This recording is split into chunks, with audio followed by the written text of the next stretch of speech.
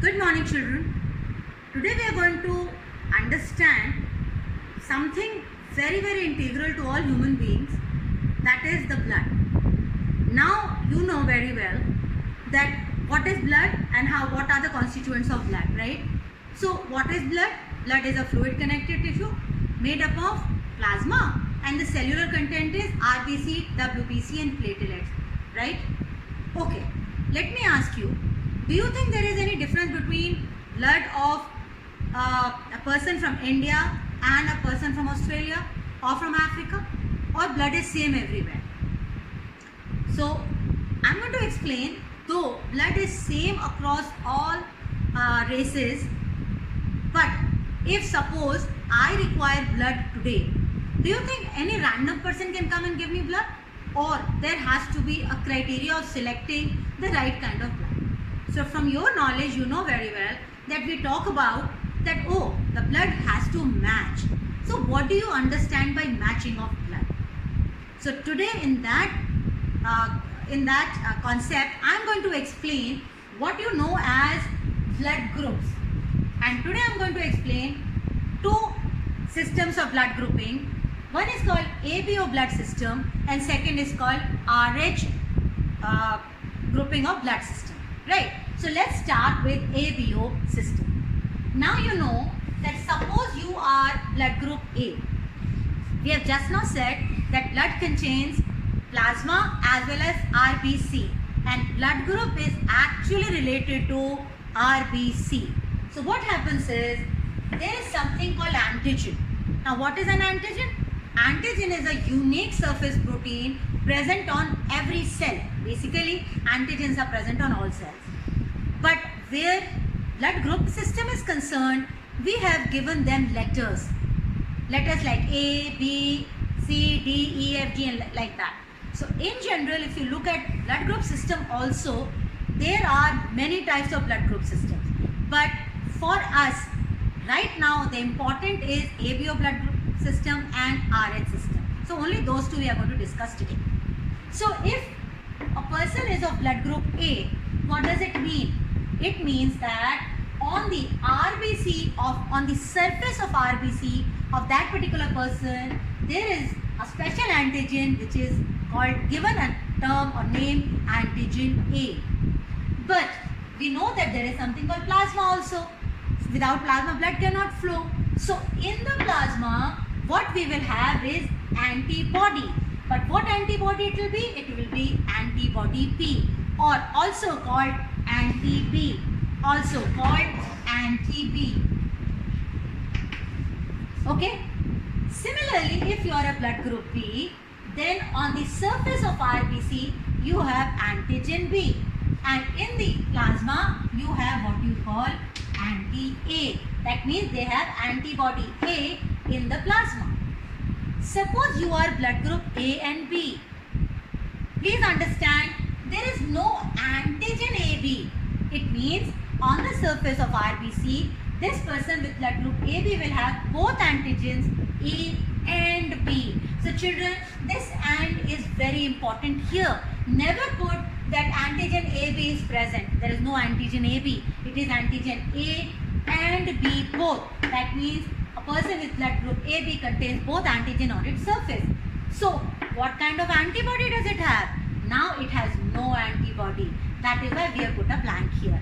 And now suppose if a person is blood group O, then what kind of antigens are present on its surface? None. That means a person with blood group O has got no antigen A and B which will identify or which will relate to blood group ABO system. Then what kind of antibody does it have? It has antibody A and B both. So we call it has both anti-A and anti-B in its plasma. Now, understand why we need to understand this ABO blood group system. It only becomes important during blood transfusion. That's why when I started the class, I said that suppose I get injured or because of some reason I require blood transfusion. So only during blood transfusion, blood matching or matching the correct blood group becomes very important. So let us now understand that whom a blood group A can donate and whom it can receive from. Similarly, whom blood group B can donate and whom it can receive from. So let's now understand blood group A. Blood group A can donate to A blood group and AB blood group person, and it can receive from blood group A and O. Okay, so whom it can receive from? A and O. Similarly, if a person is blood group B, then it could donate to B and AB, and it can receive from B and O.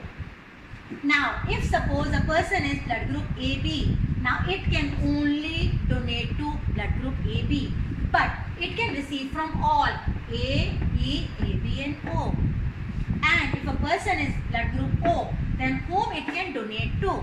It can donate to all A, B, AB and O, and it can receive only from O.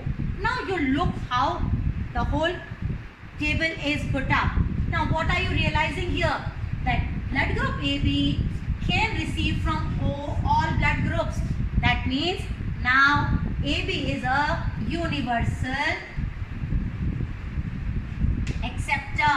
That means it can accept blood from all blood groups A, B, AB and O. And if you look at O, can you see that here it is able to donate to all the kinds of blood group. So O is called universal donor. Okay, U is called universal donor. Now in the next video, I will talk of the second blood group system or the second system of blood grouping. Let us understand the second blood group system called RH system. Now the RH word we get from rhesus, and rhesus is a type of monkey. Though initially scientists thought that we are sharing the similar kind of antigen as a rhesus monkey, but now the research says that no, this antigen is different, and now instead of RH antigen we call it antigen D. We call it antigen D, and this is always capital, antigen D capital. So, but because RH has been used for years together, so still it is called RH positive or negative, but technically it is antigen D. So now children, if blood group A also has another antigen D on its surface of RBC, then it becomes positive. And positive means now I will call it RH positive. So it will become A positive. Now it will become A positive. Right? That means a person is A positive, means having a blood group A, along with that also having antigen D on its surface. So either you call it RH positive or you call it A positive. Right? But suppose the blood group A person on the antigen does not have antigen D on its surface, then it will become A negative, or you will call it ARH negative. Correct? Now suppose a person is A positive, then for this there will not be any anti-D in its plasma. But suppose a person is negative, then it will also have anti-D or antibody D in its plasma. So must understand, anti means against. So if an antigen is present, the anti-D should not be of the same letter. It has to be the other letter.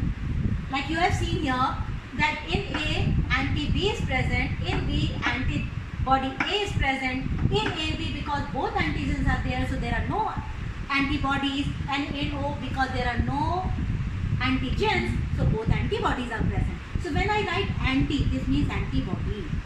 Right? So suppose a blood group is positive, then there will not be any antibody D. But if the blood group is negative, then in the plasma antibody D will be present.